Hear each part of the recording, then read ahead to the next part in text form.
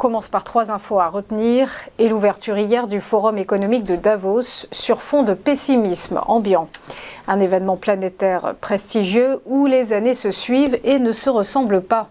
En effet, 80% des dirigeants d'entreprises se disent inquiets pour 2023.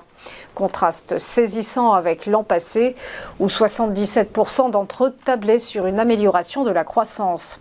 C'est le résultat d'une enquête menée par le cabinet PwC, pour laquelle 4400 dirigeants de 105 pays ont été sondés. En tête de leurs préoccupations, l'inflation, viennent ensuite les conflits géopolitiques. Les échanges se poursuivront jusqu'à vendredi, avec cette année le thème suivant: coopérer dans un monde fragmenté. Pour cette édition, on notera l'absence des Russes pour la seconde fois d'affilée et la présence d'une délégation ukrainienne. Le président Volodymyr Zelensky a d'ailleurs prévu d'intervenir à distance. On poursuit avec Crédit Suisse qui s'apprête à tailler dans ses effectifs. C'est en tout cas ce que croit savoir le Financial Times. Pas moins de 10% des employés de la banque d'affaires en Europe seraient concernés. Un dégraissage qui a déjà commencé. Le numéro 2 du secteur bancaire helvétique aurait laissé partir des centaines de ses salariés à Londres et à Zurich le mois dernier, toujours selon le quotidien financier britannique.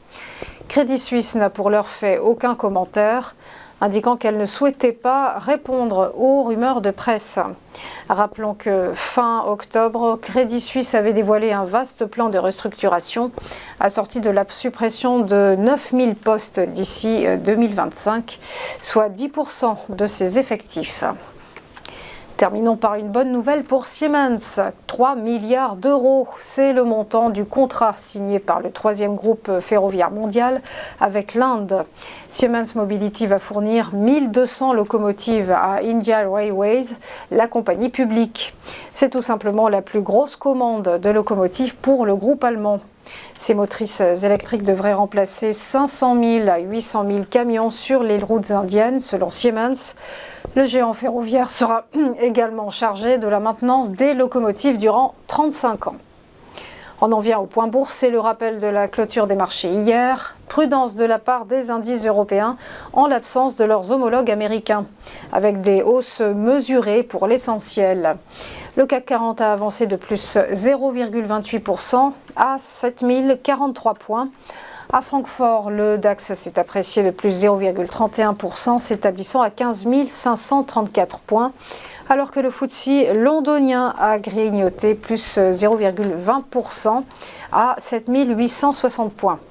Du côté de Bruxelles et du Belvin, c'est un gain dans des proportions similaires, plus 0,29% à 3 951 points. Et quant à la bourse de Milan, elle a engrangé plus 0,46%. Enfin, l'IBEX de Madrid a fait figure d'exception avec une clôture dans le rouge, une micro-chute de moins 0,12%. Outre-Atlantique, donc pas de séance américaine. Les portes de Wall Street sont restées closes pour cause de Martin Luther King Day. Enfin, un mot du Nikkei, l'indice de Tokyo prend ce matin plus 1,23%. On marque une première pause et on se retrouve juste après pour ChronoCAC.